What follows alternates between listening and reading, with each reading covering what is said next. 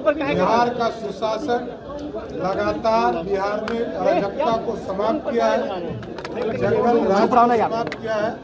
उस व्यवस्था को पूर्ण रूप से स्थापित किया जाएगा।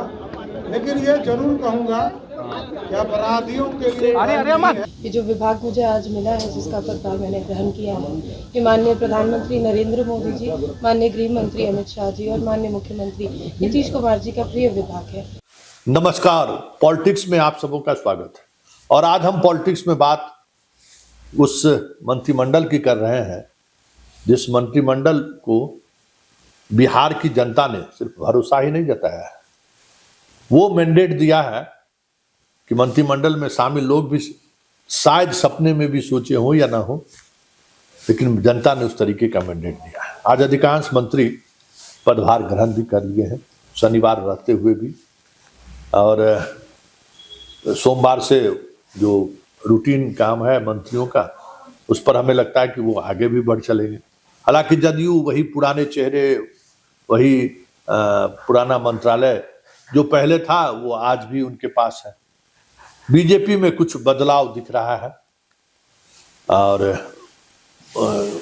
पुरस्कार है या फिर एक औपचारिकता है कि दिलीप जायसवाल जैसे लोगों को, पिछले बार भूमि सुधार मंत्री थे, इस बार उनको नए तरीके से उद्योग विभाग का मंत्री बनाया गया। खैर, सवाल वो नहीं है। सवाल यह है कि आज मंत्रिमंडल के अधिकांश सदस्यों के शपथ ग्रहण के दौरान जो चीजें देखने को मिला, उस पर गौर करने वाली बात है। उपेंद्र कुशवाहा के बेटे कुछ अपने अलग रंग में दिखे। सम्राट चौधरी की तो बात ही जुदा है, और बोलने वाले माने ही जाते हैं। श्रेयसी सिंह का एक अलग अंदाज दिखा, जो सौम्य तरीका है उसमें।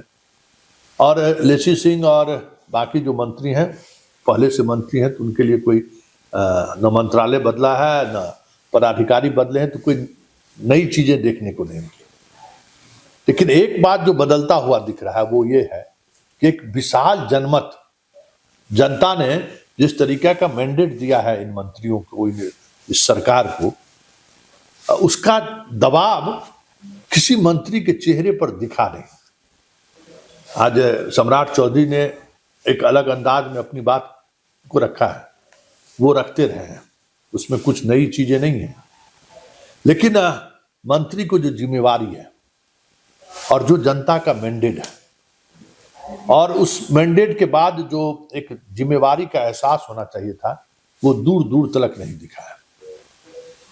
विभाग के कामकाज के तरीकों में क्या बदलाव होना चाहिए, विभाग के कामकाज को कितनी पारदर्शिता बनाई जानी चाहिए, इसकी साफ मतलब कह सकते हैं कि कहीं एक दूर, बहुत दूर तक साफ साफ कुछ नहीं दिख रहा है।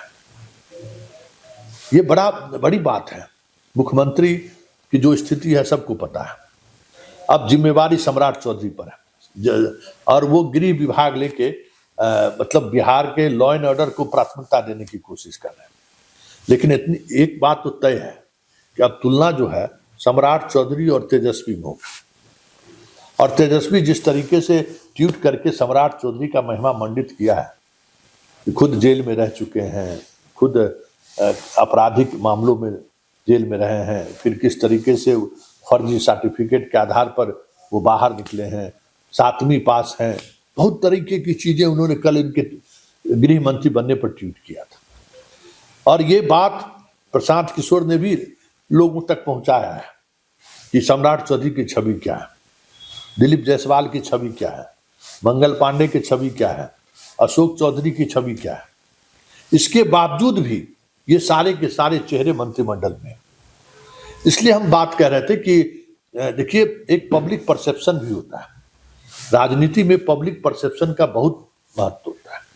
उस पब्लिक परसेप्शन में इन लोगों को लेकर जो बातें पब्लिक डोमेन में आई थी, उस पर अमूमन पहले के लोकतंत्र में या पहले के मंत्रिमंडल विस्तार में या पहले जब मंत्रियों को जिम्मेवारी दी जाती थी या विधायक को मंत्री बनाया जाता था, तो उनके बारे में कम से कम इस तरीके की जब चर्चाएं हो जाती थी तो उनको मंत्रिमंडल में जगह नहीं मिलता था। मतलब अगर मीडिया ने कोई खबर सामने रखा है, कोई सुप्रीम कोर्ट के कोई जजमेंट का हवाला दिया है, आप उसको नजरअंदाज अगर इस तरीके से करिएगा तो आप लोकतंत्र को कमजोर कर रहे हैं और इसका प्रभाव गवर्नेंस पर पड़ेगा, ये भी तय मानिए। 7वीं पास है या फेल है या पीएचडी है, ये अलग बात है। जिसके साथ आपको गवर्नेंस में काम करना है वो कहीं न कहीं आपको परख लेंगे कि आपकी योग्यता क्या है। अभी तक सारी कमियों, मंत्री की सारी कमियों को मुख्यमंत्री नीतीश कुमार 20 वर्षों से ढकते आ रहे थे। अब नीतीश कुमार इस सीन में नहीं है और ऐसे में ये जिम्मेवारी सम्राट चौधरी पर बढ़ रही है कि वो जो कमियां हैं उस कमियों को कैसे न्यूट्रलाइज करे, मतलब उसको इस तरीके से करे कि वो कमी सामने नहीं है।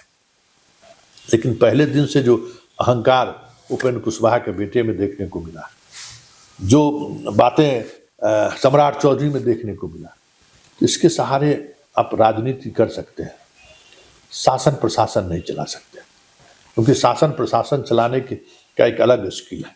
लालू यादव और नीतीश कुमार में क्या फर्क है? लालू यादव बोलकर शासन स्थापित करने की कोशिश किया, नीतीश कुमार ने लिखकर शासन स्थापित किया।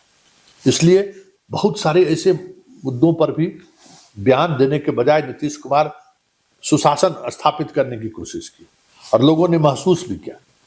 और लालू यादव सामाजिक न्याय के सहारे उन सुशासन वाले चीजों को नजरअंदाज करते रहे, कितने दिनों से सत्ता से बाहर है। तो जो सुशासन का जो माइंडसेट होना चाहिए वो इस मंत्रिमंडल में किसी मंत्री को उस तरीके से अगर आप जज करें तो दिखाई नहीं दे रहा। श्रेयसी सिंह अगर बाहर पढ़ी लिखी है, एक्सपोजर है, तो खेल मंत्री उन्हें बना दिया गया है, जबकि खेल मंत्रालय का कोई इंडिपेंडेंट आइडेंटिटी नहीं है, सबसे कम बजट वाला विभाग है। ये चाहकर भी बहुत कुछ नहीं कर पाए। खेल विभाग में आप क्या कर सकते हैं? जिस विभाग में आप डिलीवर करने की स्थिति में थे वहां आपको न जगह दी गई और ना उस तरफ बीजेपी ने सोचा है। तो इस पूरे मंत्रिमंडल में एक बात तय मानिए, जिस तरीके से लोगों ने अपनी मतलब लोगों के नजरियों को नजरअंदाज करके मंत्री बनाया गया है। अशोक चौधरी कैसे मंत्री बने हैं इसका भी इनसाइट स्टोरी कभी हम चलाएंगे। लेकिन आप जिन पर भ्रष्टाचार के गंभीर आरोप लगाए, उसको अगर आप इस तरीके से प्राथमिकता देंगे, इस तरीके से उनको तवज्जो देंगे, तो फिर वो सरकार जनता की नजरों में शपथ के साथ ही गिरती हुई दिखने लगती है। सोशल मीडिया पर आप देख लीजिए कि किस तरीके से ट्रोल होना लोग शुरू हुए। और जो सम्राट चौधरी जो हाफी डिफीट जो बोले थे, अब सब जगह वही लोग चल रहा है, हाफी डिफीट हाफी डिफीट।